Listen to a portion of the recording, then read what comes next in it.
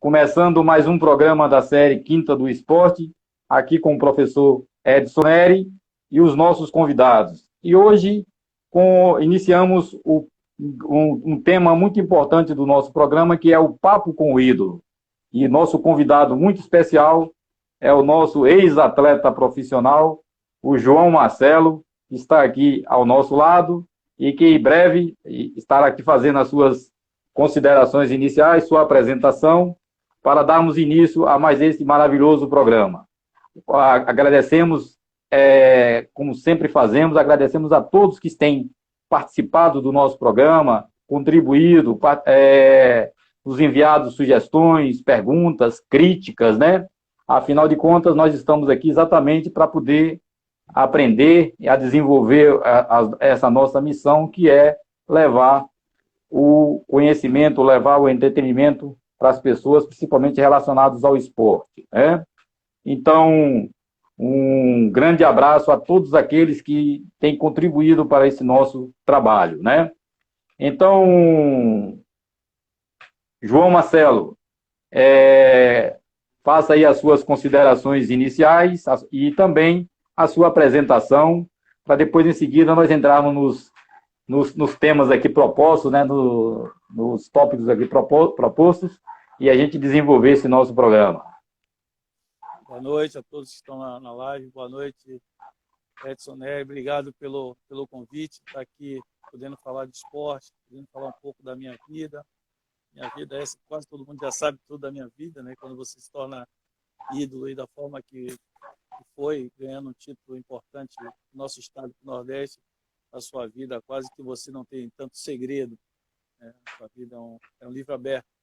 Mas é bom estar aqui, sou um ex-jogador de futebol com muito orgulho, continuo carregando essa bandeira, ser um ex-jogador de futebol negro. Comecei no Esporte Clube Bahia, no juvenil, tive toda uma trajetória de base, com várias pessoas que me ajudaram, e tive a oportunidade também de ser campeão brasileiro, ser campeão baiano, disputar Libertadores pelo clube, tudo que o Bahia pôde disputar, eu disputei.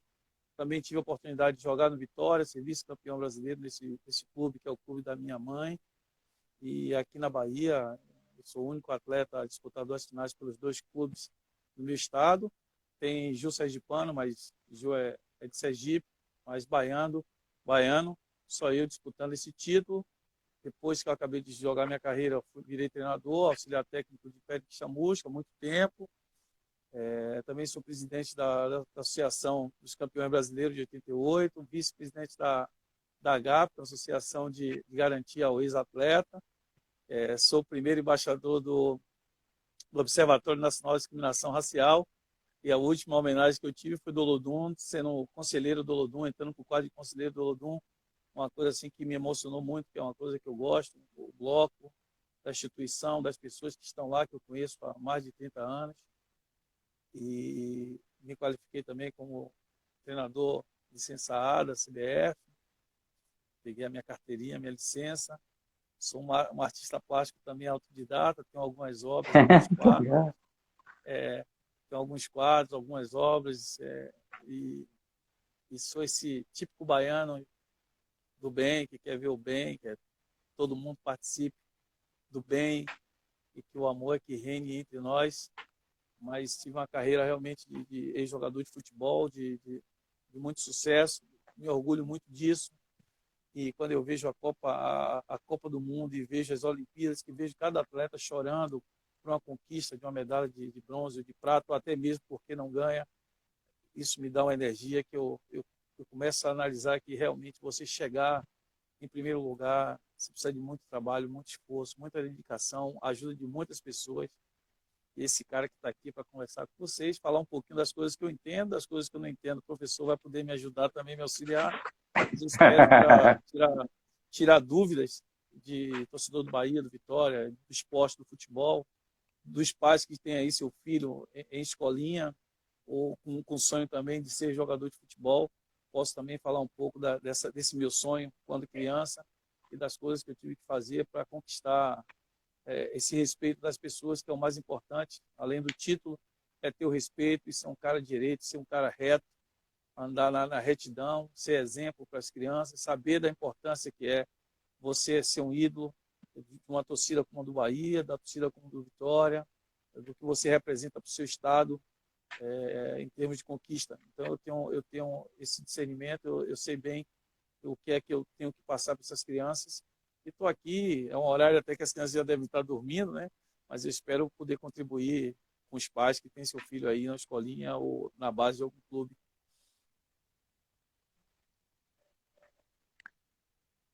É isso aí, João. Exatamente no momento que nós estamos vivendo, o momento da Olimpíada, né?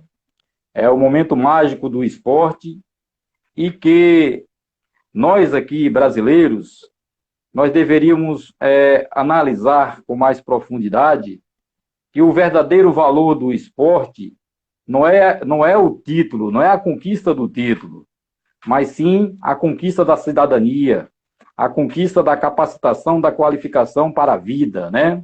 Então, esse que é o papel principal do esporte, transformar as crianças em futuros cidadãos, porque a ser atleta é uma consequência, é um caminho que é trilhado. Então, tem as diversas etapas até se chegar a ser atleta. Então, nós vivemos um momento agora muito importante, que é esse momento das Olimpíadas. E se você citou o exemplo, né, do atleta que ganha uma medalha, do choro, dessa emoção que é ganhar uma medalha, né? Mas, acima de tudo, João, existe toda essa trajetória, né, da vida de um atleta, que não é uma vida fácil, é uma vida muito difícil. São complicações, né? São uma série de situações que se vive, né? De sacrifícios, para poder chegar a ser um atleta de alto rendimento.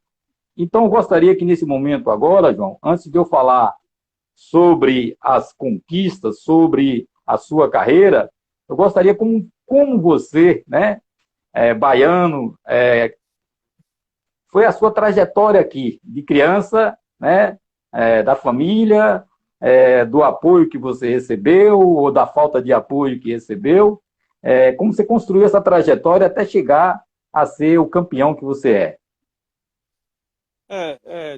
Edson, como você falou aí, eu até citei na minha fala a respeito daquele atleta que ganha a medalha e daquele também que não ganha, que é importante a gente também não só colocar no pódio aquele que ganhou.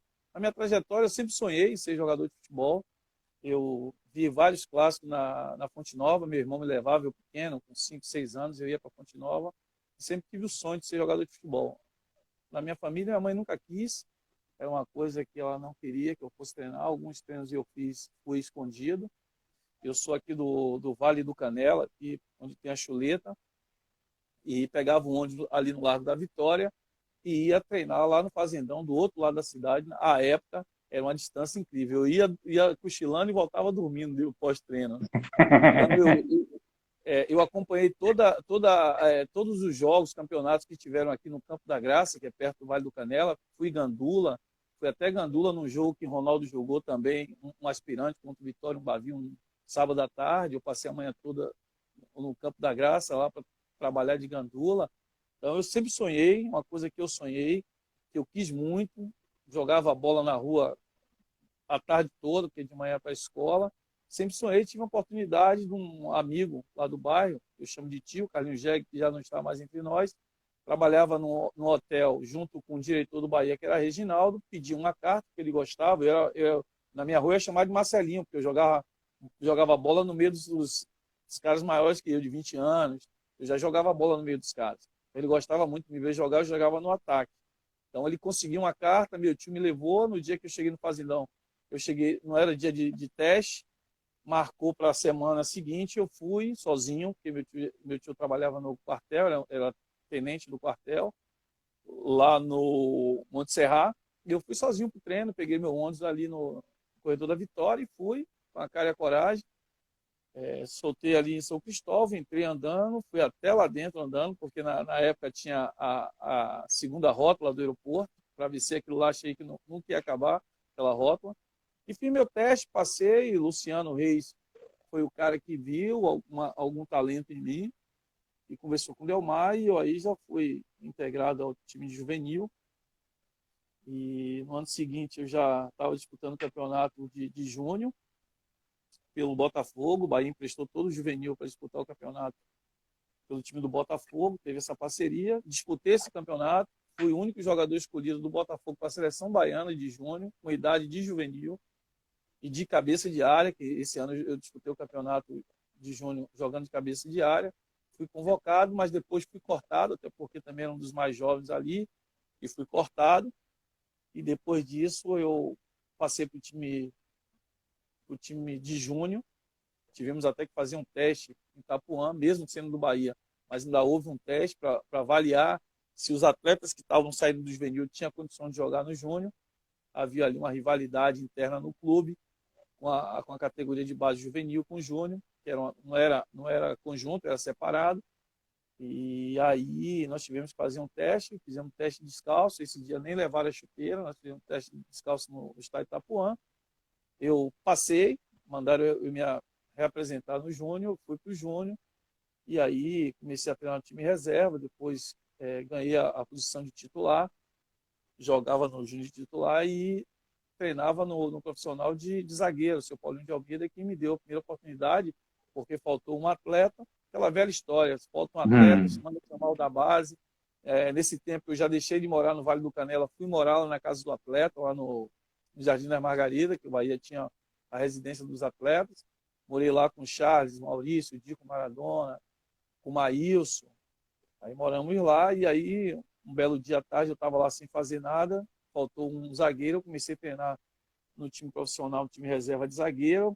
A partir dali, seu Paulinho de Almeida me chamava para todos os treinos, quando faltava um zagueiro, me chamava, e aí eu comecei a treinar de zagueiro. Probleminha Oi? Tá tendo um probleminha no seu sinal, né, João? Não, aqui eu tô tranquilo aqui. É isso, mas tá dando umas picotadazinhas, mas tudo bem, pode continuar. Certo. E aí comecei a treinar no profissional de zagueiro. Depois, no ano seguinte, veio o Titio Fantoni, me deu mais oportunidades. E eu ia para o banco. Depois fui campeão baiano jogando a final contra a Catuense. O ano não me recordo bem se foi 86, jogando eu e Pereira. Pereira machucou, foi expulso. Aí o Edinho jogou de zagueiro comigo e nós fomos campeões baianos. A partir dali, eu fiquei fiquei integrado no time principal. E aí foi só levantar a taça, né? Em 88, tive um momento difícil no ano de 87, que eu iniciei o Campeonato Brasileiro jogando com o Pereira, e o Romário fez 3 gols e colocaram a culpa toda no atleta da casa, que é uma coisa que a gente vê até hoje. O Bahia perdeu de 3-0. Hoje, com o entendimento que eu tenho de futebol, não tive nenhuma falha assim grotesca. Eu falei sim, jogando já no time principal, no ano de 88, falei contra o time do Botafogo e o Bahia perdeu ali, foi uma falha. Mas em 87, os 3 gols que o Romário fez, nenhum teve uma culpa minha. Teve o talento do atleta, eu não falhei, ele fez o gol. Mas ali me pegaram assim para Cristo, dizendo que eu não tinha mais condições de jogar no Bahia, que tinha que ser emprestado. Passei o ano todo de 87 indo para o banco. E no ano de 88, o seu Evaristo chegou e os jogadores ficaram ali para serem avaliados pelo mestre Evaristo. Ele avaliou, tanto eu como o Pereira, né? Nós passamos o ano todo de 87 treinando juntos, no time reserva. E em 88, estavam os dois na lista de dispensa. Aí o seu Evaristo chegou, gostou, mandou renovar o contrato da gente. E nós ficamos. Aí começou a jogar Claudio Pereira, até o Campeonato Baiano. Depois Claudio machucou. Eu comecei a jogar com o Pereira e aí não paramos mais de jogar juntos, até porque já tive entrosamento no ano de 87, né? Às vezes as pessoas dizem assim, aconteceu uma coisa ruim na minha vida, não quero mais saber. Às vezes as coisas acontecem para lhe preparar para o futuro. E esse Exatamente. jogo contra o Vasco, o primeiro jogo contra o Vasco, o primeiro jogo do campeonato, o Mário fez 3 e aí, amigo, caiu em cima do mais jovem, né? Eu estava com 21 anos, 21 anos, primeiro jogo do Campeonato Brasileiro. Me culparam, a imprensa toda caiu em cima. Minha mãe sofreu muito no ano de 87, que as críticas eram assim, muito agressivas à época. E toda vez que tinha possibilidade assim, ou cogitava a minha entrada no time, a imprensa, não tem condições de jogar, aí botava os lances do jogo do Vasco, não tinha uma falha minha. Mas graças a Deus eu tive apoio dos atletas, Os treinadores que vieram também depois me deram muito apoio. Eu aqui cito sempre o Edinho Jacaré, que é um jogador experiente, está entre os três os jogadores que mais vestiram a camisa do Bahia, que mais jogaram a camisa do Bahia, dava muito respaldo para a gente, o Ronaldo, tinha os jogadores mais experientes, o próprio Pereira, que já tinha 26, 27 anos, que me dava muita carona para eu ir para o treino, me pegava em casa.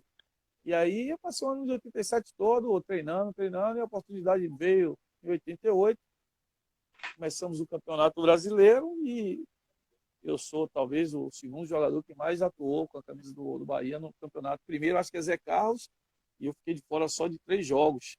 Acho que Paulo Robson, ele está entre os 3 que mais joguei. Fiquei de fora 3 jogos, cartões. Eu tomei cartão amarelo, tomei 2, 6 cartões, e fui expulso no jogo do Santos, com o doutor Sócrates aqui, nós demos de 5-1 no Santos, e eu fui expulso esse jogo.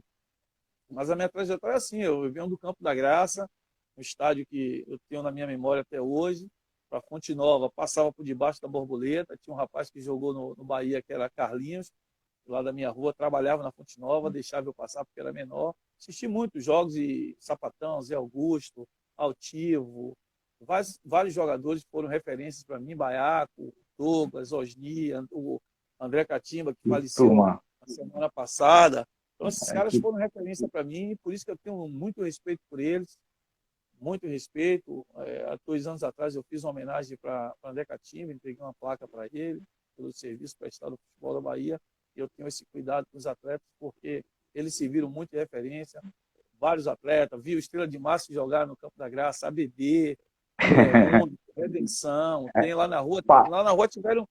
Palestra. Lá na rua tiveram assim, alguns jogadores, tiveram o Pão, que jogou no Bahia, que eu tenho como se fosse um tio, teve Alemão, que jogou no Redenção, no Ipiranga, no cabeça de área, conheci Catu, tive o prazer de conhecer o Marquinhos, né, que jogou muito tempo no Bahia, no Vitória, um canhoto, que eu era fã dele, um cara assim que faleceu, o Tisso. Então esses caras assim foram os caras assim que mexeram muito com meus sonhos assim, e me incentivaram muito para que eu chegasse a virar um jogador de futebol. A minha referência são esses caras da década de 70 ali, que eu vi muito, já tinha um pouquinho de entendimento, mas a minha carreira começa assim, depois vim para o Vitória, passei no Grêmio, joguei no Grêmio, aí depois vim emprestado para o Vitória, tive a felicidade de 93 ser vice-campeão brasileiro com Vitória, joguei no Vila Nova, Náutico, Ponte Preta, Desportiva, Brasil, joguei em alguns clubes, mais do que assim, fiquei 3 anos no Grêmio, campeão gaúcho, fui escolhido várias vezes lá como melhor zagueiro do Campeonato Gaúcho. Também tive a infelicidade, nós caímos também no ano de 92, mudaram o time todo, fizeram a renovação no time e tiraram Alfinete, Jandi, Mazarop, os caras assim que dava peso para o nosso time.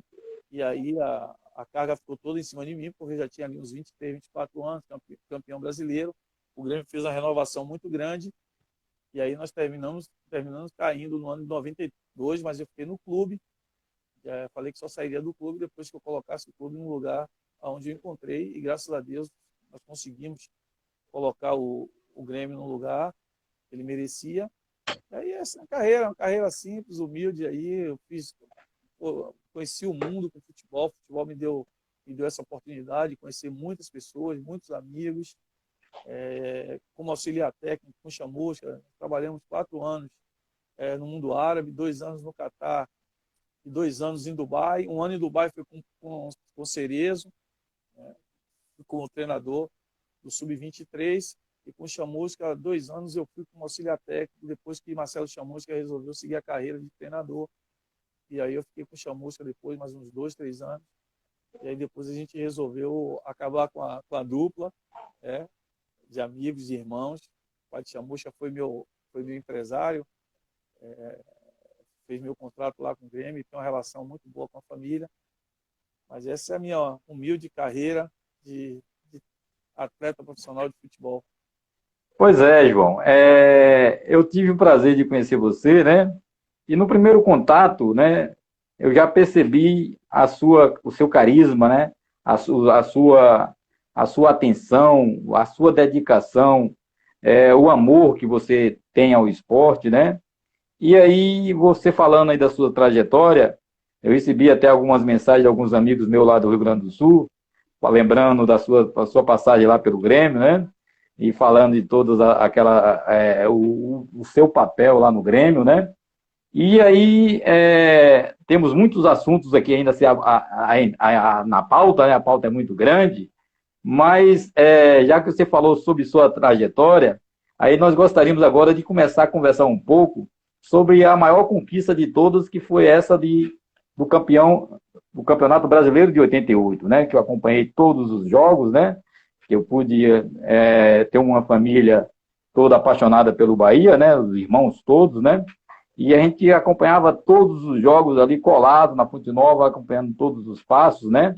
E foi realmente montado uma equipe de trabalho legal, né? E que aí, como você falou, o mestre Evaristo Macedo veio para cá e implantou um sistema de trabalho, né? Com muita rigidez, com muita disciplina, com muita responsabilidade, e todos vocês abraçaram aquela pegada, né?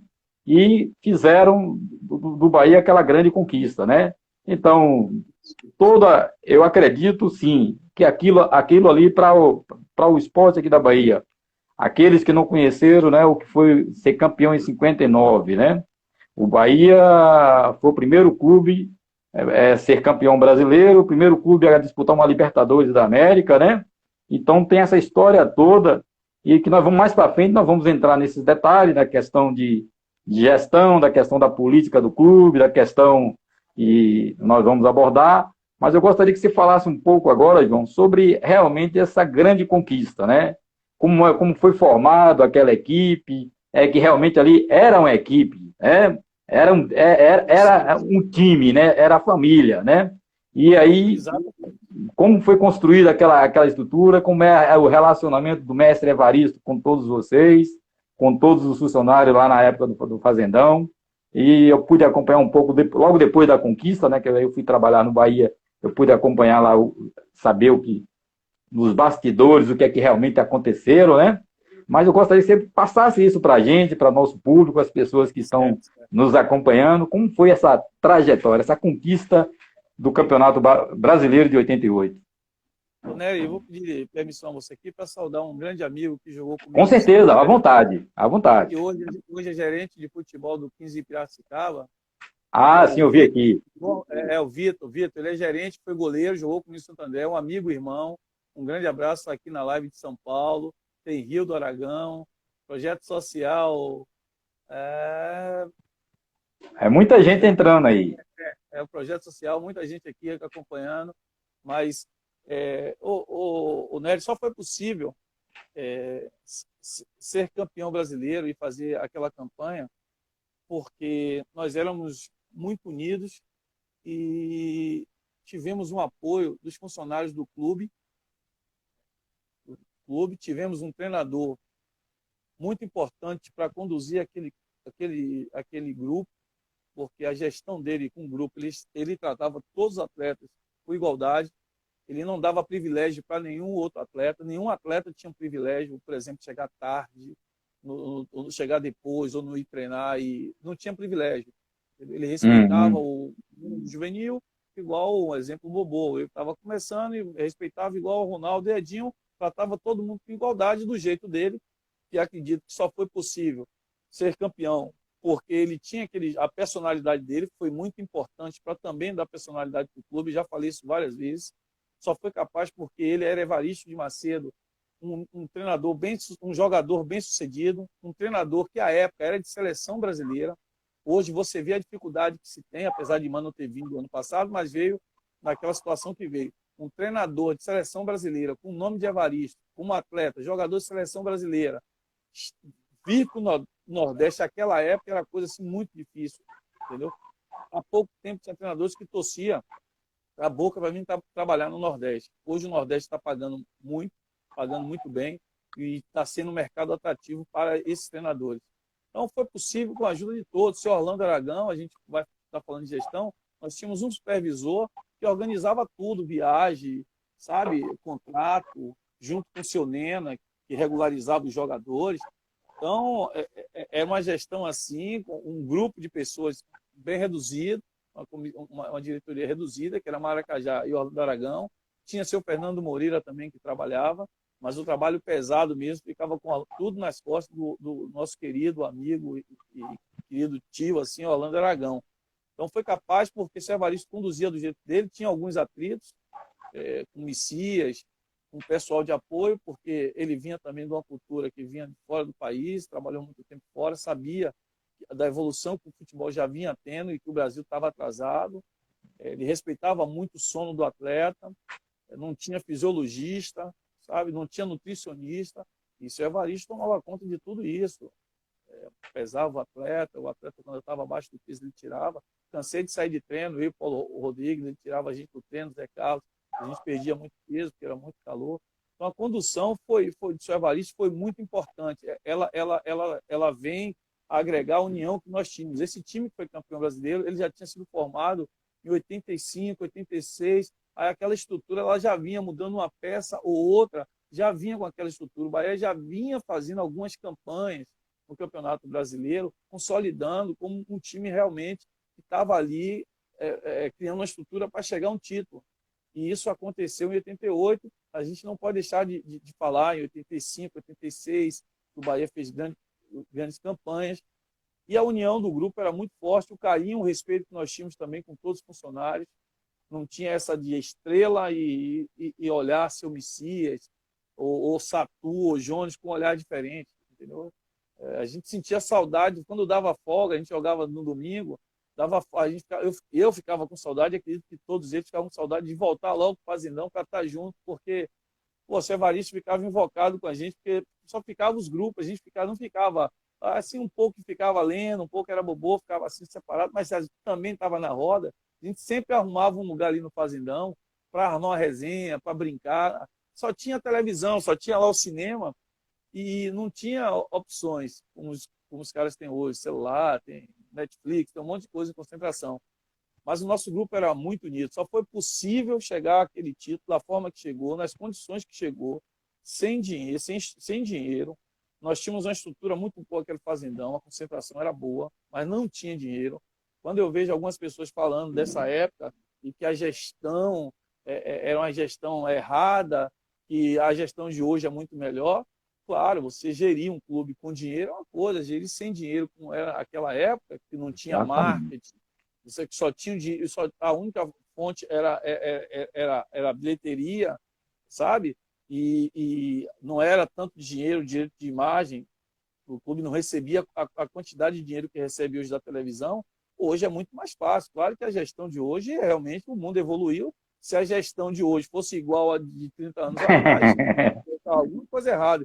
Então, eu não gosto muito quando compara, porque você trabalhar e levar um time como o Bahia a uma final de brasileiro, disputar com os grandes clubes do Brasil, que já tinha estrutura e já tinha muito mais dinheiro que o Bahia, e você chegar e disputar de igualdade com eles, ganhar deles dentro e fora de casa, então nós temos que dar muito mérito a Maracajá, que era um presidente respeitado, o Brasil respeitava, os dirigentes dos outros clubes respeitavam, sabia que tinha um cara ali que entrava, coisa que hoje não se permite, mas entrava em campo e brigava pelo Bahia, quando o Bahia estava certo, ou estava acontecendo alguma coisa estranha, ele tomava a frente.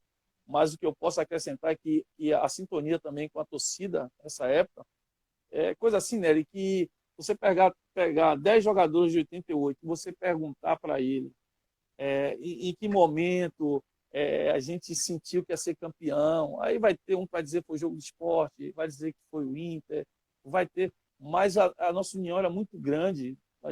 Até quando perdia, a gente ficava juntos. Nós tomamos de 3-0 do Fluminense Maracanã, não houve caça às bruxas, nós ficamos unidos ali, e um cobrava do outro, sabe? O que eu sinto saudade é daquela coisa que a gente vivia assim na concentração, sabe? Pô, todo mundo ficava no quarto 7, sabe? Você tinha, hoje todo mundo envelheceu, tá todo mundo cheio de manias, se deixar hoje... porque vai ficando velho, vai ficando cheio de manias. Se colocar hoje todos esses atletas de 88 ficar na concentração, passar 2 dias, eu acho que tem, porque cada um quer dormir mais cedo, outro dorme de meia, outro dorme não sei o quê, mas a época o fazendão, à noite era um breu, ficava tudo escuro, a gente ficava lá rodando, lá não tinha nada para fazer. Mas o que eu posso dizer desse título é que a união e o sentimento de família, de sentir a dor do outro, de jogar bem e o companheiro jogar mal, e você sentir, não ficar naquela, eu joguei bem, ele que resolve o problema dele. E tinha um ditado assim que Edinho falava sempre pra gente, não baixa a cabeça para ninguém, que a gente não tinha que baixar a cabeça para nenhum clube do Sul, porque os caras realmente olhavam pra gente como se fosse, nordestino, preguiçosos, não vai chegar em lugar nenhum. E com muito trabalho, o grupo trabalhava muito, o seu Evaristo já trazia treinamentos da Europa para o Brasil, e em alguns momentos até ele falava coisas em inglês dentro do treino, que a gente não entendia, mas o Evaristo trouxe muita coisa do treinamento que hoje já se faz, e se você pegar um jogo do Bahia, vamos pegar um jogo da final, que fica mais legal assistir, você vai ver transições, você vai ver pressão, você vai ver triangulações, você vai ver virada de jogo, você vai ver os volantes nossos saindo com a maior tranquilidade, sem esse medo. Isso o Evaristo dava essa confiança para o grupo. Nosso time era extremamente ofensivo. O time não tinha uma forma de jogar em casa e fora jogava de outra forma. A gente jogava dentro e fora do mesmo jeito. O diferencial que tinha era se a gente ia começar marcando em cima, na bola parada, no tiro de meta, ou se a gente ia deixar sair um pouco o time adversário. Eram essas duas coisas que ele deixava para a gente escolher, sabe? E a gente ali, pega uma em cima, outra segura. Então, foi um casamento. O título vem para coroar o bom futebol jogado em campo, a união, sabe? A superação, passar por cima das dificuldades, que era salário atrasado, sabe? A gente passava por cima disso. Não ter material adequado, chuteira, entendeu? Eu tenho aqui, né, depois de anos, eu já falei em outras lives, eu tenho aqui 2 camisas da finais. O Bahia jogou a final do campeonato lá em Porto Alegre, jogou com a Replay no primeiro tempo e jogou com a Adidas no segundo. Eu tenho as 2 camisas. Eu só vim ver isso depois de 20 anos, que eu vim ver, de putz, aí fui para a foto, que eu tenho foto do jogo, aí fui conferir, eu digo, nossa, a gente jogou com a Replay no primeiro tempo e com a Adidas no segundo tempo, porque a gente não tinha patrocinador de camisa. O Bahia teve o patrocínio da Adidas, mas depois não renovou, a Adidas não quis mais renovar com o Bahia. E tanto é que se você perguntar qual o material que o Bahia jogou, foi campeão, é Replay e Adidas, sabe?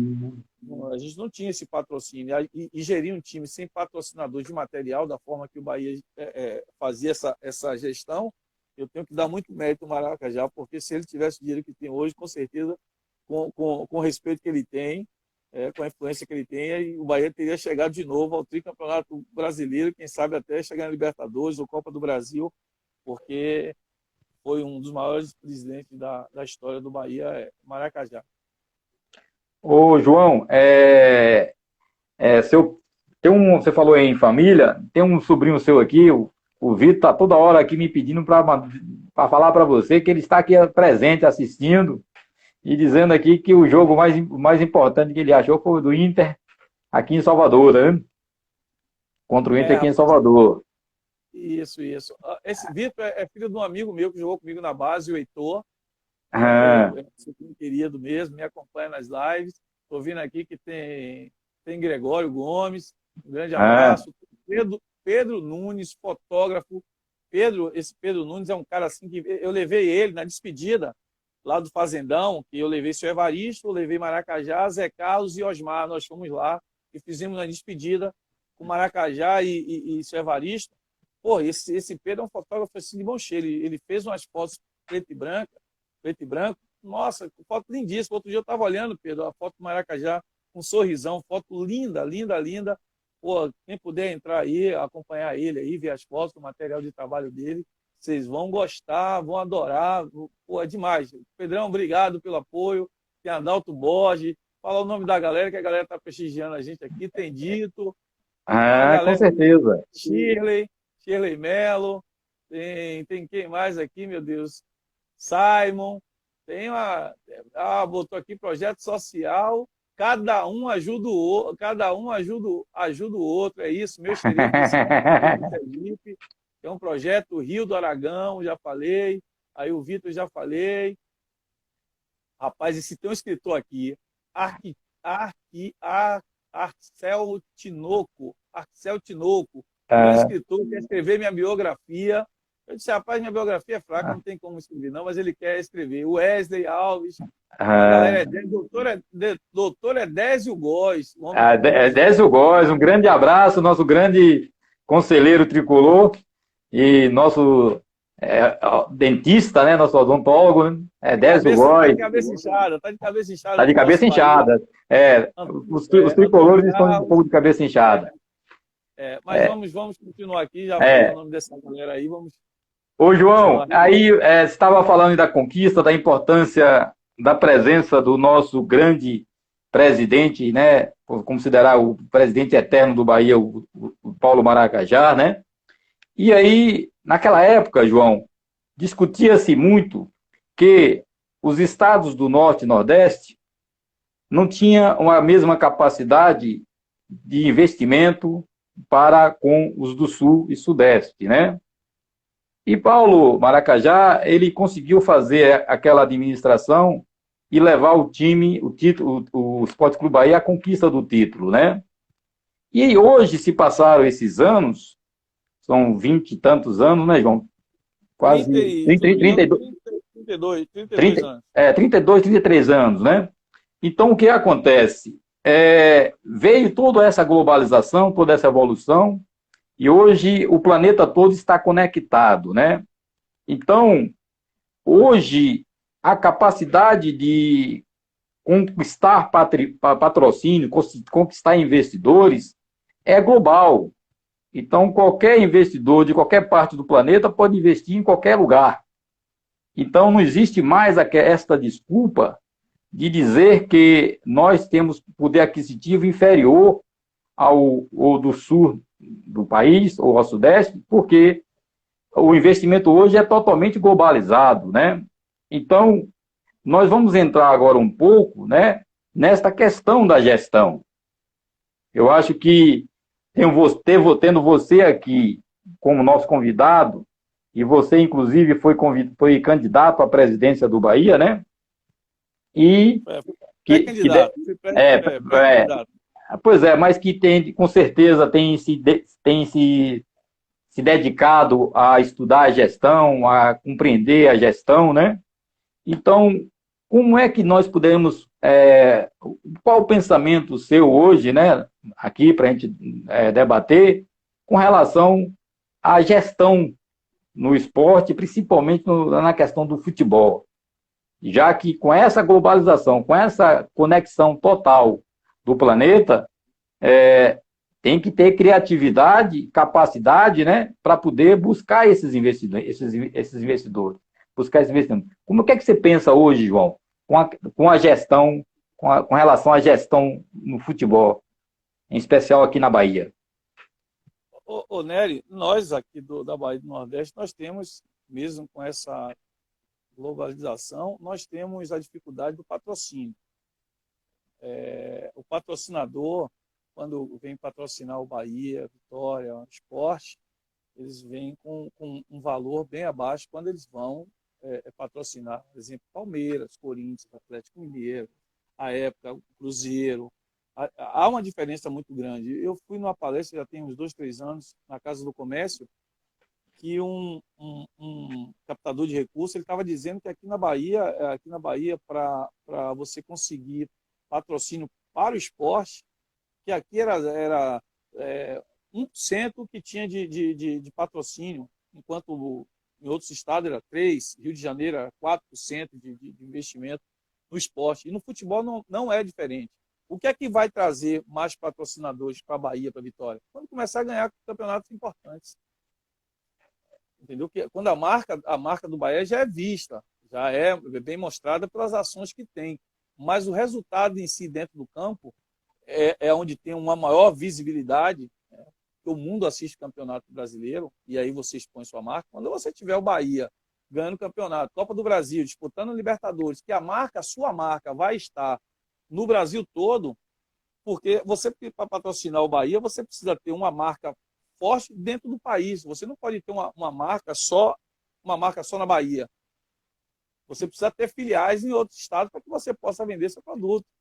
Entendeu? Você tem uma empresa e que você patrocina o Bahia aqui. Mas, um exemplo, o torcedor do Bahia que está em São Paulo não tem um produto da sua empresa. Ele pode até comprar pelo e-commerce, ele pode comprar via correio, mas ele não entra na loja. Entendeu? Eu vejo a dificuldade dos clubes do Nordeste, da Bahia, que os patrocinadores são menores. Você lembra da empresa de automóveis que patrocinou Bahia e Vitória? Era 150 mil, pô. 150 mil para um, 150 mil para outro. E patrocinou os dois porque não queria perder, não queria patrocinar só o Bahia, ou não queria patrocinar só o Vitória porque ele tem medo de perder os torcedores do Vitória, perder esses clientes. Em outros estados não tem isso. Não tem isso. A empresa que patrocina o Palmeiras, ela tem um público-alvo dela, que é a torcida do Palmeiras. Não quer dizer que o torcedor do Corinthians não compre, às vezes até compra, não vai comprar a camisa do Palmeiras. Mas se o produto é bom, o cara até compra. Aqui nós temos essa dificuldade no Nordeste. Se você for ver os patrocínios aí desses clubes do Sul, pô, deve ser 3 vezes ou 4 vezes mais do que o patrocinador aqui do Bahia. E o Bahia, quando tem patrocinadores, são patrocinadores, às vezes, até locais. Não são patrocinadores que têm empresa no Brasil todo. Há essa dificuldade. Ainda hoje, eu vejo assim, há essa dificuldade de grandes patrocinadores. Né? E a época que Maracajá era o gestor, ele tinha ajuda de Dona Carminha, tinha alguns torcedores do Bahia que tinham um poder aquisitivo altíssimo, eram pessoas com posse, que ajudava muito o Bahia a comprar alimentos, às vezes doação de ar-condicionado, doação de colchões, e Dona Carminha, tia Carminha, ela ajudou muito nesse aspecto. Mas ainda há dificuldade desses dirigentes, tanto do Bahia do Vitória, em conseguir grandes patrocinadores. Eu vejo que o principal nisso aí de você conseguir grandes patrocinadores são grandes conquistas. Quando você começa a ganhar, quando você começa a aparecer em finais de campeonato, Libertadores, você começa a aparecer em Copa do Brasil, você começa a mostrar a sua marca, claro que às vezes vou associar minha marca a um time que sempre está chegando em final de campeonato, que vai estar ganhando o campeonato, e vai estar sempre ali entre os 3, 4 melhores clubes do Brasil. Essa é a dificuldade, porque a gente só fica sempre na segunda página, caindo para a terceira divisão, caindo para a segunda, e ninguém quer associar a sua marca a um time que só perde, né? É um time que um ano faz uma campanha mediana, no outro ano briga para não cair. E se você tiver uma empresa, a gente fala, se você tiver uma empresa, você vai fazer um grande patrocínio com a equipe, que há uma oscilação, que você pode colocar a sua marca e de repente ela cair para a terceira divisão e a sua marca da camisa ficar exposta no último dia de jogo como a pior derrota de um clube, que aí mexe com o sentimento dos torcedores, mexe, sabe? Porque quando você perde, tem torcedor que não entra nem na loja do Bahia. Entendeu? Tem o torcedor que quando perde, ele não compra, ele deixa até de pagar o sócio torcedor. E tem muito isso. Tem um risco também muito grande para os patrocinadores em relação ao resultado de campo. Você vê sua marca, você toma uma goleada, você vê a camisa lá com a marca, um torcedor rasgando a sua marca, isso é ruim. Eu vejo que a grande dificuldade é porque realmente aqui no Nordeste ainda há essa discriminação. Eles acham que o poder aquisitivo do nordestino é mais baixo, e é. E o investimento no futebol, o cara tem que ter retorno de mídia, retorno de resultados, associar sua marca a grandes conquistas. Mas o Bahia tem melhorado muito. Para onde o Bahia chegou e hoje o Bahia está aí já o 2º ou 3º ano do Campeonato Brasileiro, capengando e tudo, mas faz parte do processo de construção do clube. E o que eu vejo da gestão de hoje, quanto à gestão da época de Maracajá, é que o sistema político do clube é o mesmo. Se muda, se diz que é uma democracia, mas tem aquela coisa de passar o poder para o mesmo grupo. Não há mudança de grupos. A época, Maracajá é que comandava, ficou presidente muito tempo, depois passou por Petrônio, por Perné, mas tudo ali com Maracajá só trocando, mas a política era a mesma. Hoje eu vejo a mesma coisa, é uma gestão nova, com ideias novas, mas é o mesmo processo. Temos o poder e o poder tem que ficar concentrado no nosso grupo. Quem é que vai ser o próximo presidente? Tem que ser do nosso grupo. Ou tem que ser do grupo que me apoia, que é o grupo mais forte. Então, tem umas coisas no futebol que você muda para melhor, mas ainda tem coisinhas do tempo que o pessoal de hoje condena e critica. Você vê, o Bahia veio de Schmidt, veio de Marcelo Santana, que é o mesmo grupo, veio agora com Belitani, que é o mesmo grupo, e provavelmente será Vitor Ferraz, que é do mesmo grupo, entendeu? Então, a gestão nova, mas tem esse processo que a gente precisa mudar também, porque é sempre bom mudar o poder, mudar a pessoa que está gerindo o clube também, fazer novos ares. Marcelo Santana trouxe isso, Belitani trouxe, e agora a gente tem que buscar uma outra pessoa de um outro grupo para que possa trazer também uma outra visão de gestão que venha agregar essa. Eu acho que todas as gestões que passaram pelo Bahia, de Marcelo Guimarães, ela teve importância para o clube, seu Perné, teve importância para você tirar as coisas positivas e as coisas negativas e não repetir os mesmos processos, você não repetir, não fazer um clube família, um clube de amigos, fazer um clube de profissionais. Porque o pessoal às vezes fala, o plano de tal é bom gestor, mas ele é uma boa pessoa, ele tem um bom relacionamento. Como é o relacionamento dele com o funcionário? Você tem um excelente gestor dentro do clube, que ele olha o funcionário do clube como um simples funcionário, que não dá um bom dia, que não fala, que não pergunta como é que o funcionário está, porque ali tem um funcionário e às vezes até torcedor do clube, um cara que está se dedicando. Então, é uma coisa que a gente tem muito que analisar. O gestor, aquele excelente gestor, mas nas relações humanas ele é péssimo, sabe? Ele não traz uma energia positiva para o grupo, ou ele tem a gestão dele através também do medo, sabe? E tem muito isso. Às vezes o cara quer gerir de uma forma que deixar o funcionário naquele lugarzinho simples, de um simples funcionário. Então, eu acho que a gestão de hoje é uma gestão muito importante, mas trabalhar antigamente, sem dinheiro, sem estrutura, sem... O Bahia não tinha nem diretoria de marketing à época. O Bahia foi campeão brasileiro, a excursão que o Bahia fez, logo depois foi para Pelotas. Foi jogar lá no frio, porque a Umbro fez um jogo com o Brasil de Pelotas. O Bahia passou a ter o patrocínio. Olha o que eu disse. Bahia não tinha patrocínio, ganhou o Campeonato Brasileiro. Logo depois, a Umbro, chegando no Brasil, fez um contrato com o Bahia, que o Bahia jogou a Libertadores toda usando o material da Umbro. Quer dizer, esse investimento lá atrás só foi possível a parceria com a Umbro porque nós ganhamos.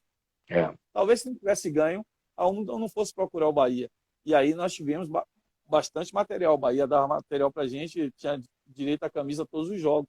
Já com a Adidas e com a Replay, a gente não tinha direito porque era a camisa que o presidente às vezes tinha guardado a Adidas e a Replay comprava ali na Casa Esportiva no comércio. E botava um número, escudo, e a gente ia para o jogo.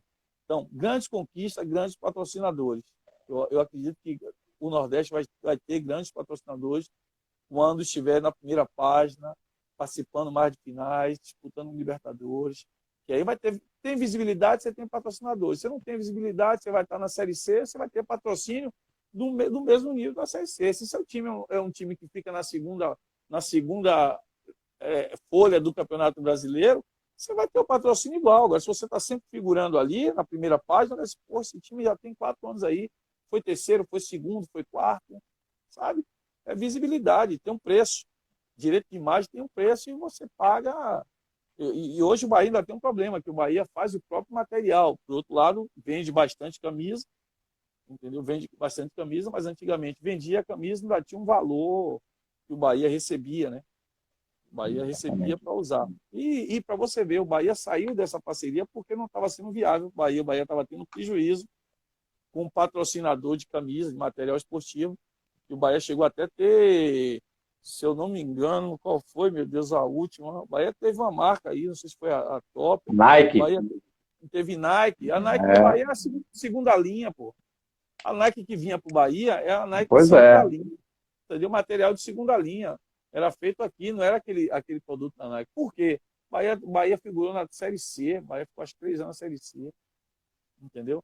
Então, eu acho que tudo passa pelo campo, você com a grande gestão também passando segurança para quem vai investir, vai fazer um investimento no clube, você tem uma diretoria que tem um pensamento, uma gestão moderna, sabe? É isso aí também da segurança, que é importante, e por isso que o Bahia tem alguns bons patrocinadores. A Canaã é um patrocinador, apesar do dono, Evilásio, ser um torcedor do Bahia, mas ele é um homem de negócio também, ele vê possibilidade de ganho da marca dele, Canaã. Mas é um cara também que tem investido no Bahia e é um grande investimento que ele fez, trazendo o Fernandão, ele faz aposta com o Bahia, mas o Bahia tem aí alguns bons patrocinadores dentro do que o Bahia faz dentro do Campeonato Brasileiro. Se você é campeão, o seu valor sobe. Se você não é, se você sempre briga para cair, o investimento realmente o patrocinador vai querer pagar uma importância muito menor. Mas, João, com relação à gestão, João, foi criada, na época, quando criou a Lei Zico, né? Inclusive, eu tive uma pequena participação nisso, né? Que eu fui, naquela época, cheguei até ao Ministério lá do Esporte com o nosso falecido Melquisedeque, né? Que era o assessor, né? Direto de Zico naquela época. E foi criada aquela Lei Zico no sentido de fortalecer os clubes, né? Essa era a intenção da criação da Lei Zico, fortalecer o patrimônio dos clubes, fortalecer os clubes para que pudessem crescer, né? Aí fizeram algumas distorções na elaboração da lei e terminou não acontecendo isso, né? Aí veio depois... Passou a ser a Lei Pelé, né? Depois veio em seguida, foi transformada na Lei Pelé, né? E também com essa mesma missão de tentar fortalecer o clube. O que foi que aconteceu, João, nessa passagem, nessas leis, né? Buscaram alternativas para continuar sucateando os clubes, que foi a introdução desses empresários, né, nos clubes, que hoje chega a ser um verdadeiro abuso, né? Então, como uma comissão técnica, como uma formação de uma estrutura de trabalho dentro de uma equipe, pode sobressair quando tem tantas interferências externas? Que cada empresário ali tem o seu grupo, tem a sua maneira de buscar fazer os seus interesses, né? Então, como você vê essa questão de hoje de uma participação tão pesada dos empresários dentro da formação de uma equipe? Olha, André, eu tenho amigos empresários e o que eu vou falar aqui não é 100% e nunca vai ser 100% de nada, né? Mas é uma relação muito promíscua, cara. É uma relação que eu não concordo, não. E isso acontece aqui, no futebol da Bahia também, sabe? Essa relação com o empresário, de empresário emprestar dinheiro para clube, eu acho isso um dos maiores absurdos, um clube ficar na mão do empresário, o empresário tomar base do clube para ele tomar conta, entendeu? Ou a relação de empresário com gestores de base, o empresário traz o gestor para a base, o gestor da base traz só jogadores que estão linkados a esse empresário. Entendeu? Tem umas coisas que acontecem aqui no futebol da Bahia que quando você vai analisar, você vê nitidamente a mão um sistema que só faz prejudicar o clube. E eu fico impressionado, os presidentes estão vendo, estão deixando, os presidentes estão vendo, participando, porque é uma coisa assim, descaradamente, assim, está na cara. Você entra em alguns sites de clubes, principalmente daqui, que eu acompanho muito, você não tem relação de sub-23, você não tem relação de sub-20, quase que não tem relação dos atletas para você ver, entendeu? A origem da onde é que vem esse atleta. Então, é uma relação, nem todos os empresários, eu tenho vários amigos, e tenho vários amigos da Bahia que não conseguem nem trabalhar com os clubes daqui, entendeu? Os clubes daqui não abrem essa possibilidade de trazer jogadores, sabe? De abrir, melhor jogador, o empresário que não trouxer o jogador que o treinador quer, ele entra. Se for bom, fica. Se não for, eu quero jogador bom aqui, não. Mas é o determinado empresário que indica sempre. E para passar, o jogador tem que passar por certo empresário. Então, é uma relação assim que eu sou muito contra e fico assim me questionando. Às vezes eu digo, não vou me meter nisso aí não, porque eu não quero nem saber o prejuízo que vai pagar são eles depois. Mas eu, como ex-atleta, que joguei no clube, por tudo que fiz dentro do campo, sendo remunerado, mas sou baiano e vejo futebol da Bahia transitando, Série C, brigando para não cair, e essas coisas acontecendo, você já não vê mais hoje jogadores da base jogando no time principal. Se você pegar o Bahia o Bahia, que é o clube que eu estou, se você for olhar apuradamente, você vai ver que tem quase 50 jogadores ou mais entre o sub-23 e 20 que não são da base do Bahia, que vieram de outros clubes, que não tiveram uma vida no clube, infantil, juvenil, fizeram uma avaliação, que entraram no clube. Se você for ver, o que é que leva a isso? Mudança de gestores da base. O Bahia já mudou, o Vitória também muda toda hora da gestão. Os caras não conseguem nem implantar uma metodologia dentro da base. Os caras mudam, os caras contratam jogadores, vão embora, deixa. Recebe jogadores de São Paulo, de Palmeiras. Eu estava olhando outro dia uma lista que me mandaram, eu estou até vendo ali. Porque tem jogador do Palmeiras, assim, que passou no Palmeiras, que está no Bahia. Tem um monte de jogador de São Paulo. O gestor passou pelo São Paulo, e tem muitos jogadores de São Paulo. E quando você vai ver, são jogadores, você acompanha o Sub-20, Sub-23, com campanhas assim, que não são do poste do Bahia. O Bahia já fez várias boas campanhas em campeonato. Há 2 anos atrás, o Bahia foi vice-campeão da Copa do Brasil. E você não vê nenhum desses atletas dessa época, eu posso estar enganado, no time principal do Bahia. Se fala tanto de um trabalho de base, de uma gestão de base, que o gestor vai fazer isso, vai fazer aquilo aí, vai metodologia, ciência, não sei o quê. Mas quando você vê na prática o resultado final de atletas com capacidade de ser titular do Esporte Clube Bahia ou do Vitória, os meninos ainda deixam muito a desejar pelo trabalho que é feito na base. Tem atleta que chega no campo, na hora de decidir um jogo, o cara não tem qualidade técnica para bater na bola, não é ensinado isso. Então eu vejo essa relação, presidente de clube, o gestor da base, essa relação muito próxima com um determinado empresário, eu acho essa relação que mancha a imagem de qualquer presidente de clube. Não estou dizendo que não deve ter, mas tudo tem um limite. Essa aproximação tem que saber que o clube está em primeiro lugar. Vou te dar um exemplo claro. O Bahia, isso é matemática, o Bahia comprou Juninho, 50% de Juninho, por 5 milhões e 700. O Palmeiras comprou Juninho, comprou 70% de Juninho por 10 milhões. Juninho. O Bahia pagou por 50%, pagou 5 milhões e 700. O Palmeiras vendeu Juninho por 10 milhões. O Bahia recebeu 5, o Palmeiras recebeu 5. O Bahia tem um prejuízo aí de 700 mil. Nessa brincadeira aí, o Bahia tem um prejuízo de 700 mil. Isso é matemática. Só se as notícias que saíram nos jornais estão erradas. Mas o que acontece? O Bahia comprou 50% de Juninho, 20% do Palmeiras, 20% do Juninho Times e 20% que pertencia ao atleta. O Bahia pagou 5 milhões e 700. O Palmeiras foi vender o atleta no melhor momento que o atleta estava no Bahia, vivendo, estava dando retorno técnico. O Bahia foi vender o atleta por 5 milhões, perdeu 700, fora os 40% que o Bahia pagava por mês para o atleta e os 60% que o Palmeiras pagava. Que gestão de matemática é essa, Nélio? Você compra um atleta 50% por 5 milhões e 700, você vende seus 50% depois, que o Palmeiras vendeu 50, o Bahia vendeu 50. Como é que você vende depois seus 50% por 5 milhões? Você está deixando de ganhar 700. Já perdeu, já perdeu esse aí, tá vendo?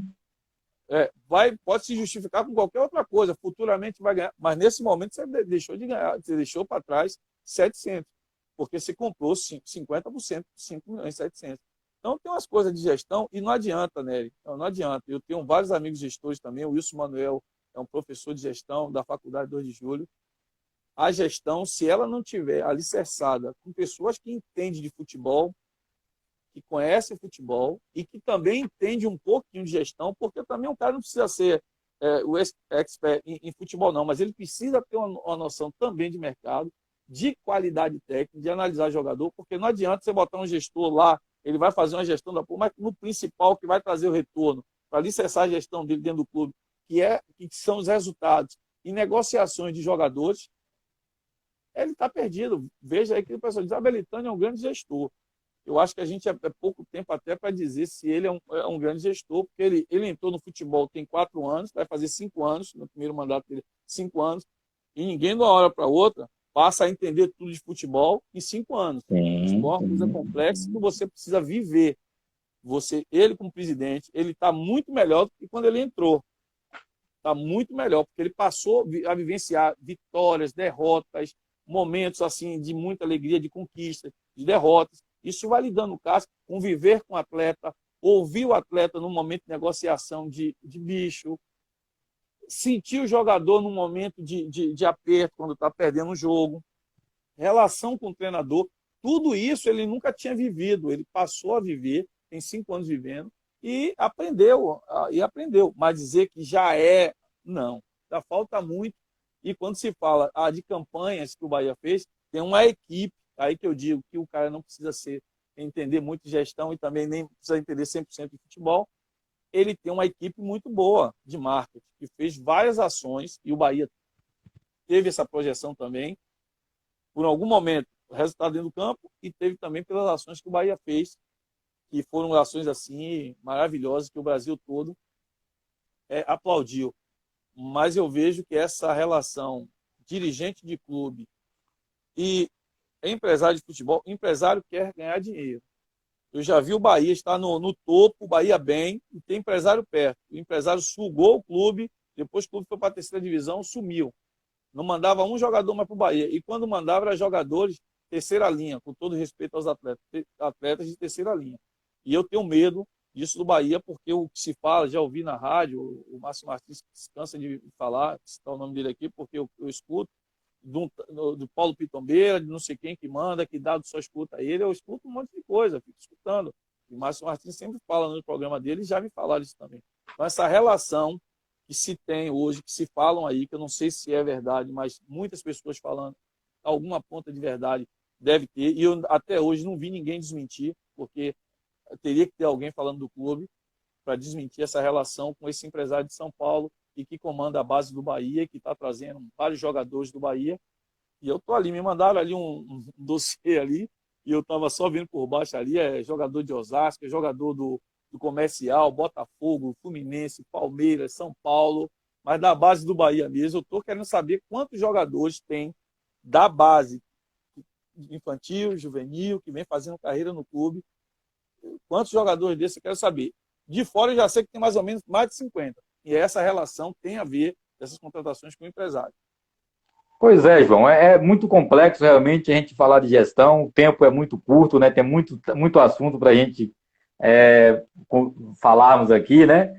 Mas eu gostaria que, antes de entrar no último tópico que nós estamos deixando aqui para o final, mas eu gostaria que você falasse um pouco, João, grandes ídolos como você, como Ronaldo Passos, o Paredão, o Wesley Pitbull, né, o Osni, né, jogaram nas duas grandes equipes aqui da Bahia, né? Passaram tanto pelo Vitória quanto pelo Bahia, né?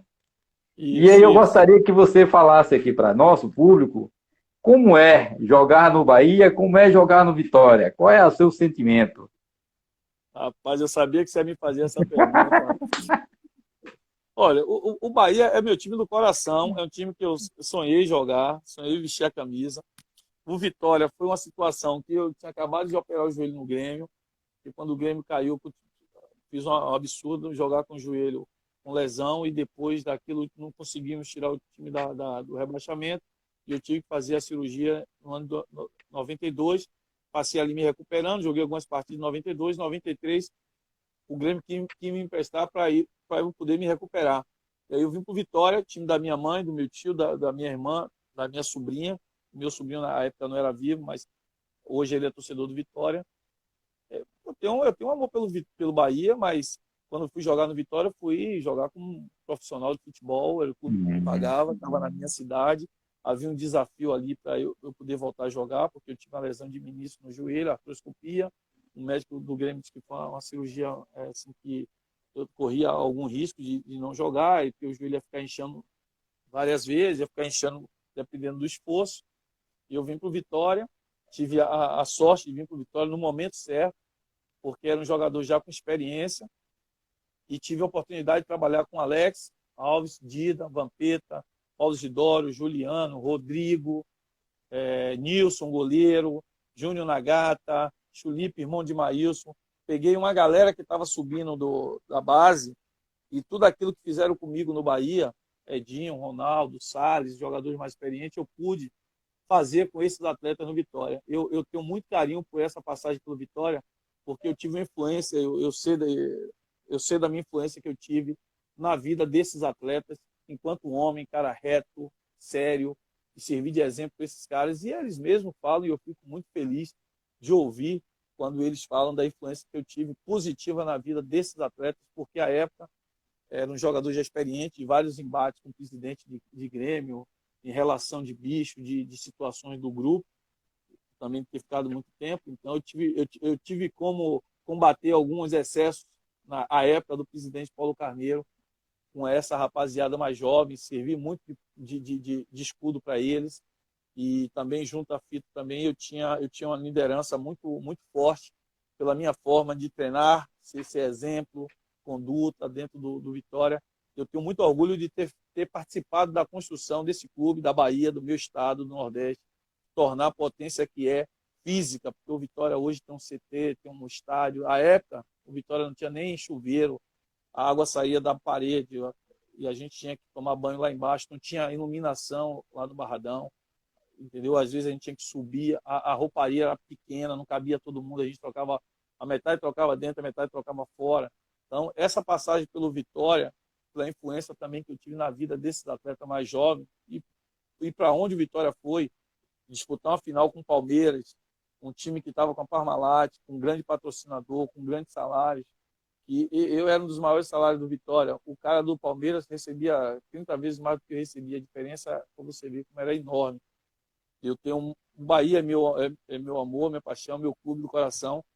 E falar do título de 88 é a coisa que me lançou para o Brasil, me deu a oportunidade de ir para o Grêmio, me deu a oportunidade da casa para minha mãe, que ela sempre foi o meu sonho. E jogar no Vitória também foi uma coisa muito importante. Vivi um momento, 93 no Vitória, um momento muito importante do futebol da Bahia. Praticamente 4 anos depois, um outro time do estado da Bahia estava chegando na final. E o Bahia chegou em 90 também. Olha só, o Bahia chegou. 88 foi campeão, mas a final em 89. Em 90 fez uma campanha, ficou em quarto. Em 93, o Vitória chega na final do Brasileiro. Olha como o futebol da Bahia era, sem condição financeira, sem dinheiro, sem essa gestão moderna que falam hoje, de captação de recursos, sabe, de marketing. O Bahia e a Vitória venderam muito atleta. Essa foi uma fonte também de receita. Se vendia muito naquela época. Então, a minha relação com o Bahia é diferente, eu não gosto nem de comparar, porque é uma relação de um time que chegou ao ponto máximo, ganhou um título importantíssimo fora de casa, onde o Brasil nenhum acreditava, no ano de 89, 30 anos depois da conquista de 59, e chegar no Vitória também em 93, é uma coisa que me dá orgulho, coisa que eu não percebia alguns anos atrás, de ter sido o único jogador, de ser o único jogador a jogar 2 finais de Campeonato Brasileiro. É uma coisa que me dá muito orgulho, é uma relação que as pessoas acham que eu sou até torcedor do Vitória, mas não sou. Minha mãe eu sou torcedor do Bahia, torço pro Vitória. Só informação, viu? O Juazeirense ganhou do Santos, estava ganhando 2-0, acho que terminou ali, mas que o Santos classificou, mas o Juazeirense Sim. ganhou. Ganhou aqui, eu estava olhando ali, acho que terminou 2-0 para Já o pensou? Juazeirense. Já pensou? É. Se a coisa lá em Santos fosse diferente, né? Se não fosse diferente, Mas são duas coisas assim que eu tenho muito orgulho. Eu tenho aqui, ó, até fui campeão do torneio da Uva, eu sempre mostro que o pessoal acha que eu fui campeão do torneio da Uva, pelo Vitória. Fui escolhido o melhor jogador da competição. Opa! E aqui do meu lado esquerdo você vai ver a taça aqui do campeão brasileiro, do Bahia É, campeão 88. brasileiro. Não sei se você Muito. está conseguindo ver ali. Estamos vendo, né? Grande taça, viu? É a réplica da taça de 88. Mas é muita felicidade. Eu cumpri minha missão representando vários atletas que fizeram muito pelo futebol da Bahia. Nós, né, de 88, de 93 também, nessas duas belíssimas campanhas, também a de 59, essas 3 grandes maiores campanhas dos times baianos do Campeonato Brasileiro, representamos muito bem o futebol da Bahia. E eu fico muito chateado quando eu vejo o Bahia nessa situação, e o Vitória também, e o futebol da Bahia até com o crescimento que tem teve aí vários clubes disputando a Série C, tem Série B, essas coisas, e eu fico feliz por isso, mas não é uma coisa sólida. Não é uma coisa que dê a esperança que vai se repetir no ano seguinte. Né? São coisas assim fortuitas que acontecem sem realmente ter um alicerce para manter o Juazeirense nessa campanha. O Bahia, vejo o Bahia de Feira, vejo o Atlético, foi campeão, a campanha que estava fazendo aí há pouco tempo estava muito mal na tabela. Então, o Bahia de Feira também muito mal. Mas já há uma melhora. Estar disputando essas competições já é uma coisa que nos dá orgulho, mas eu não vejo perspectiva assim de se manter nesse nível, não, com esses representantes nossos em outras divisões, até porque o campeonato baiano é muito fraco tecnicamente, e os clubes colocando também seu segundo time, sub-23. E falando de sub-23, são poucos times, né? Você pode pesquisar, são poucos times no Brasil que tem sub-23. O Exatamente. sub-23 no Brasil, já ouvi de Rodrigo Caetano, que é meu amigo, sub-23 é porto para empresário. É porto para empresário. Sub-23 é um lugar ideal para empresário por seus jogadores. Sub-23 bem feito é para você colocar seus jogadores, os seus jogadores que você tem ali, 90% ou 100% do direito federativo. Você botar jogadores fatiados e que o dinheiro, que o percentual de formação vai lá, um exemplo, para o comercial de São Paulo, ou vai lá para o Mirassol, eu não acredito nisso. Eu acredito nessa. Porque eu fui da base, o pessoal dizia, você foi da base, você está falando isso. Eu acredito muito nessa relação.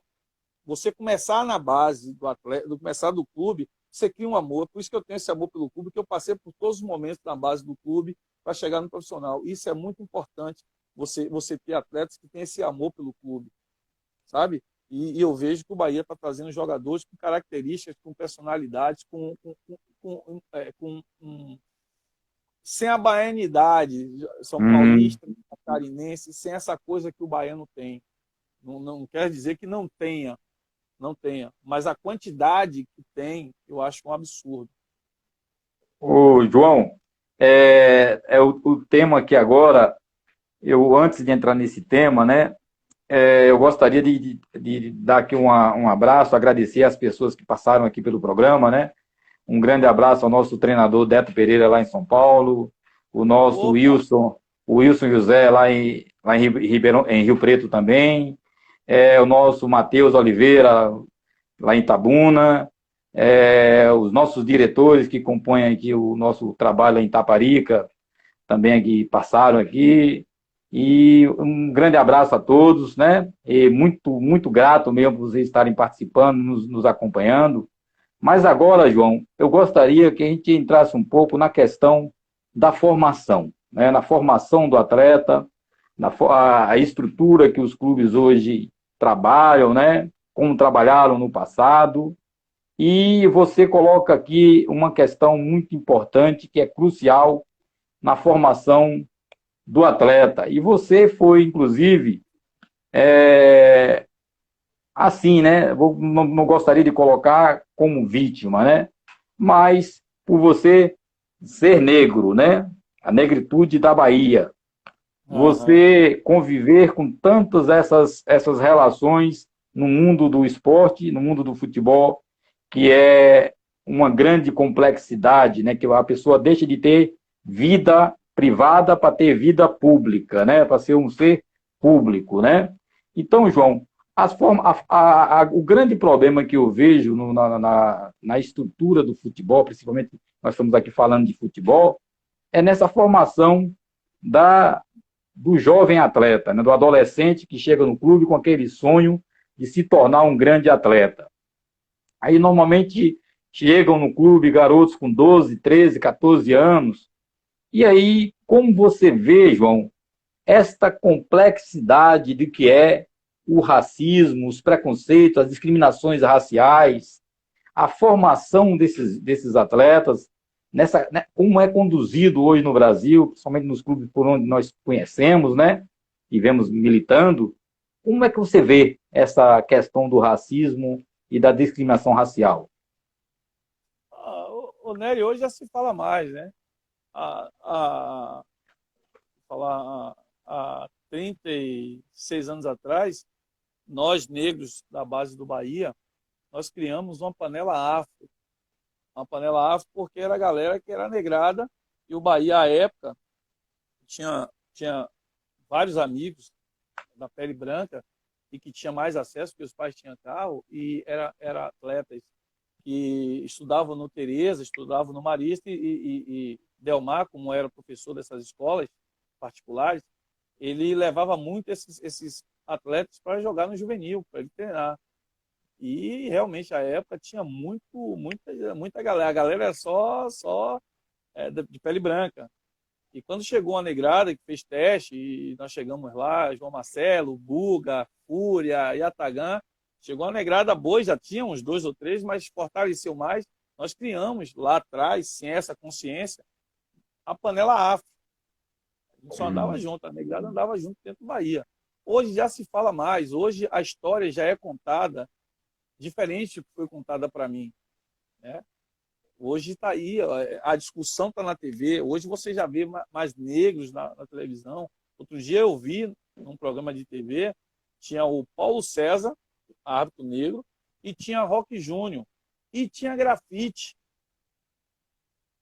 Pô, o menino já passa a se ver, sabe? Ele já começa a ver pessoas iguais a ele numa posição de estar ali comentando. Hoje é muito melhor. A informação chega, o celular te dá a informação. Hoje tem mais protesto, hoje tem leis contra o racismo e contra a discriminação racial, mesmo essas leis sendo tartarugas. Porque eu tenho um processo contra o Shopping Bar, está lá até hoje, já vai para quase 4 anos. Fui seguido por seguranças, molestado, chegaram muito perto. Se eu tivesse feito algum tipo de movimento de pegar um celular na bolsa da minha esposa, tenho certeza que eles iam me dar uma gravata, me pegar, entendeu? Mas a lei hoje o que prejudica muito é a lei, mas hoje se fala mais. Hoje se fala mais que quem mais morre no Brasil são negros, que a polícia tem uma tolerância quase zero com o negro no meio da rua, na abordagem, e às vezes é negro abordando negro, porque tem um sistema, tem um racismo que está encruado aí, e aos poucos a gente está mudando a cara disso. Na minha época não tinha isso, não. Eu andava aqui no bairro da Graça, a mulher botava a bolsa embaixo do braço e atravessava a rua. Era pior. Hoje eu vejo a juventude mais integrada, e hoje os meninos estão convivendo mais, não tem essa discriminação. As classes hoje elas já se envolvem muito mais, né? O futebol mesmo, hoje tem menino de todas as classes. Os ricos, na minha época, eram poucos que queriam mesmo que o filho levasse. Os ricos iam lá por gostar de jogar futebol, não com aquele pensamento de se tornar profissionais. Hoje não, hoje o pai leva. O pai quer ver o filho, mesmo com uma condição financeira muito boa e com um futuro já programado, os pais levam os filhos. Hoje você vê, tem Kaká e tem vários outros atletas que a família são famílias de posse e que gostam, vão para o futebol com mais segurança do que aquele atleta que sai da comunidade. Ele tem uma segurança, se o futebol não der certo, tem o pai dele que vá alicerçar. Aos meninos mais pobres, ele tem que meter a cara no estudo, tem que estudar e jogar. Aliar isso. Mas é uma coisa que se fala mais, os profissionais que treinam os atletas estão preparados também. A história está sendo contada da forma que tem que ser contada, que não é aquela coisa simplesinha da princesa Isabel pegar um papelzinho e dar liberdade para os negros, que não foi assim tão fácil.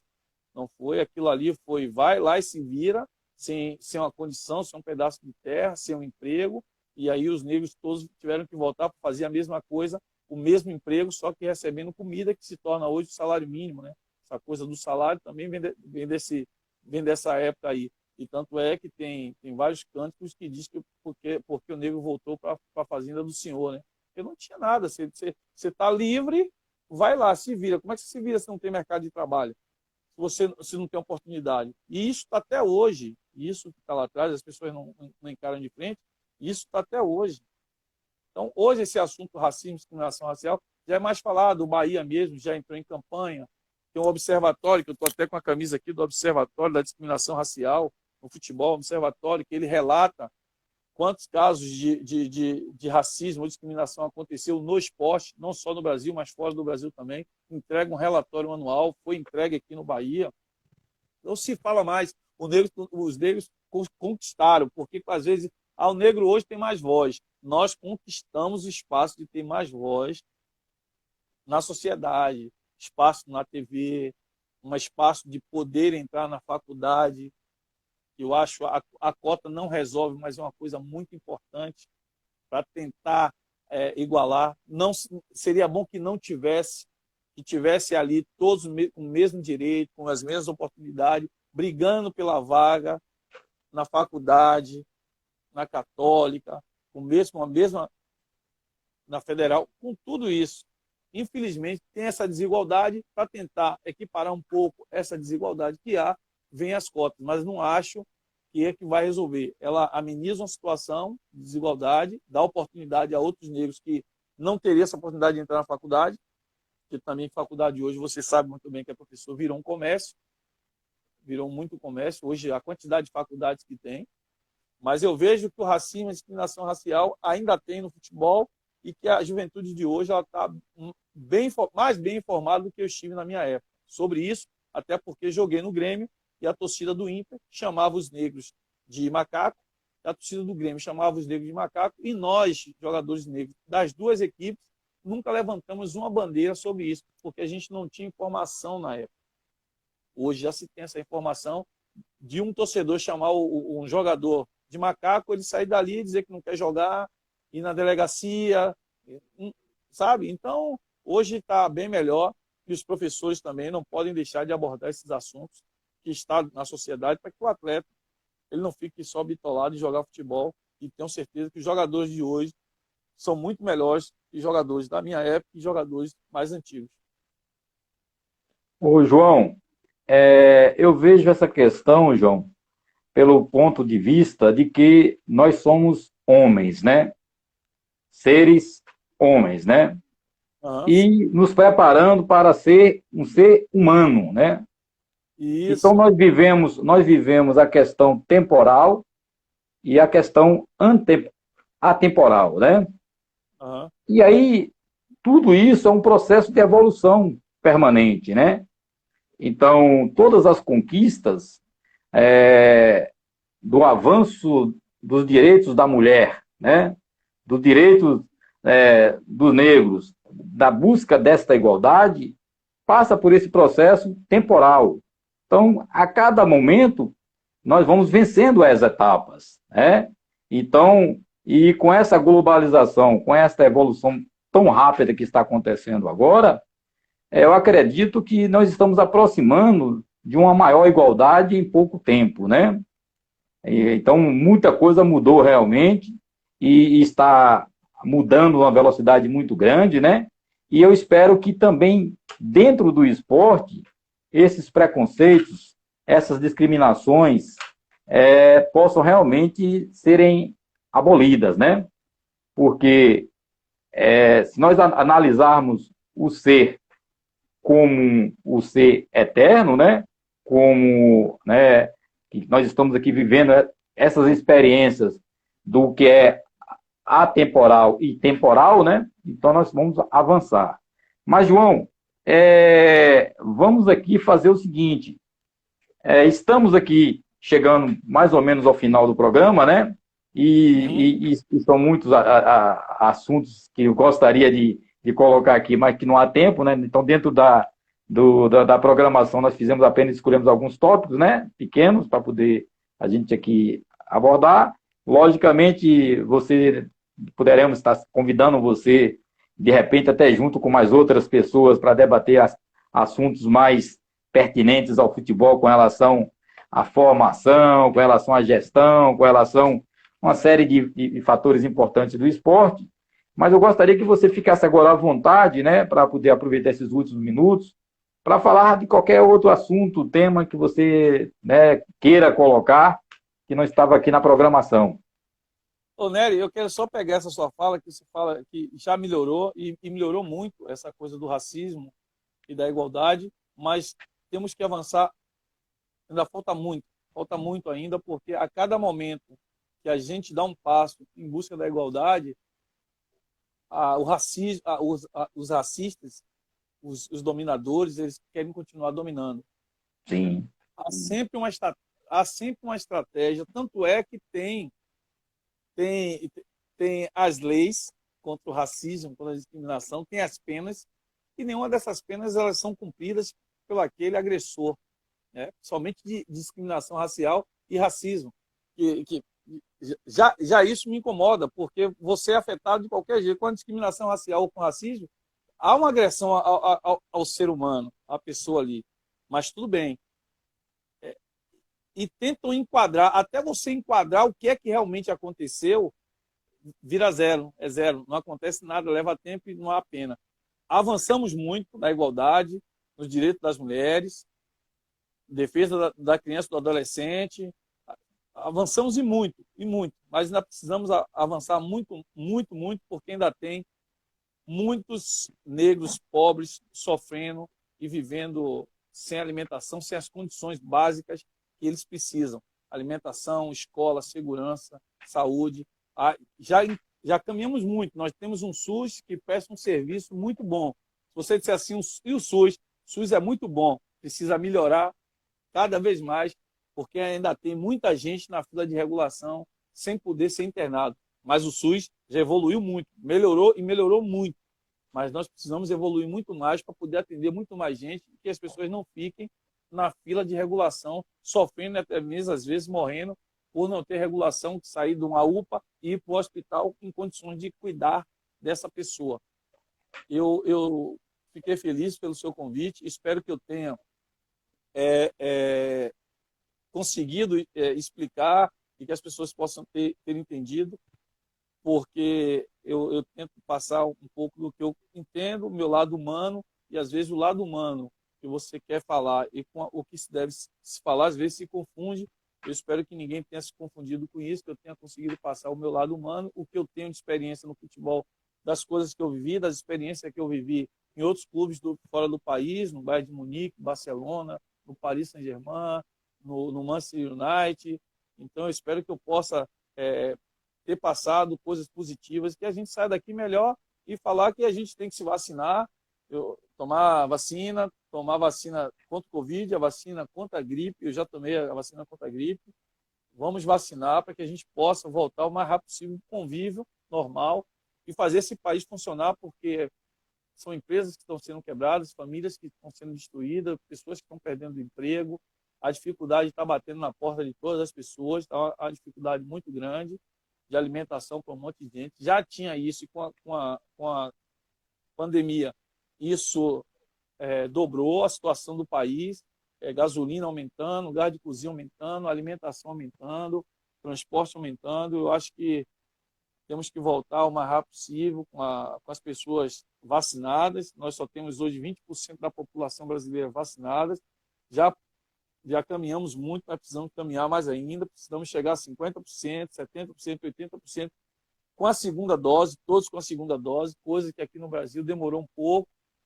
Se politizou muito a vacina e tudo aqui no Brasil termina assim, e quem paga esse preço é a população. E eu espero que a gente possa, amigo, voltar ao convívio normal, de poder as pessoas estarem trabalhando, levando seu sustento para casa, e a gente realmente voltar ao normal. É isso que eu peço, que a gente possa ter mais amor no coração, que esse Covid faça com que a população possa ser mais unida, que não pense só no seu umbigo. E o Covid traz isso, é você usar máscara para você se proteger, proteger o próximo, coisa que o brasileiro gosta muito de levar vantagem, só pensar nele, não, nem todos, mas a Covid nos trouxe isso, a preocupação de cuidar da gente e cuidar do próximo, cuidar dos nossos pais, dos nossos amigos e as famílias que perderam aí seus entes queridos aí, que Deus possa confortar todos eles e que o número de mortes também possa diminuir, não só no Brasil, mas no mundo, meu amigo. Fiquei muito feliz de falar com você, falar um pouco de mim, falar um pouco das minhas experiências. E a gestão, que é uma gestão boa, é a gestão dos árabes, viu?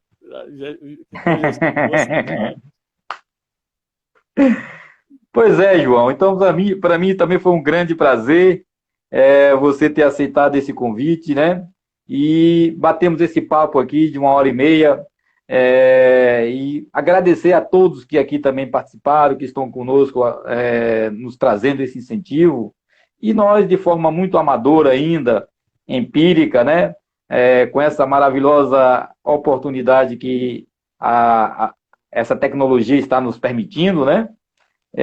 Fazer com que isso possa avançar, crescer e que a gente possa realmente contribuir, né, de forma bem legal para o crescimento, para o avanço do esporte. Então, gente, aqui o meu agradecimento e quero já aqui convidar a todos que na próxima semana, no dia 12 de agosto, nós estaremos aqui trazendo o nosso grande professor Og, o professor Og é presidente da Federação Baiana de Atletismo. Nesse período de Olimpíada, nós vamos falar um pouco sobre o principal esporte, né, que é o atletismo, de onde se origina todos os demais esportes. E nós estaremos aqui batendo esse papo na próxima quinta-feira com o professor Og, e aí nós poderemos continuar oferecendo essa contribuição. Então, meu profundo agradecimento, minha profunda gratidão a João pela presença, e convidamos, assim, quero também deixar para todos que estão aqui nos acompanhando, que foi criado o nosso canal lá no YouTube, e em breve nós estaremos fazendo nosso programa ao vivo lá pelo canal YouTube, que é o canal Edson Neri Quinta do Esporte, né? E esse vídeo, esse programa e todos os outros programas estarão colocados lá à disposição para quem quiser, né, acompanhar e fazer a participação, comentários, né, e também tirar dúvidas. Quem não pôde assistir ao vivo, vai estar lá no YouTube o programa, né, à disposição. Então é isso, gente. Muito obrigado a todos. Nery, e que Deus nos ilumine. Vou deixar uma pergunta para você.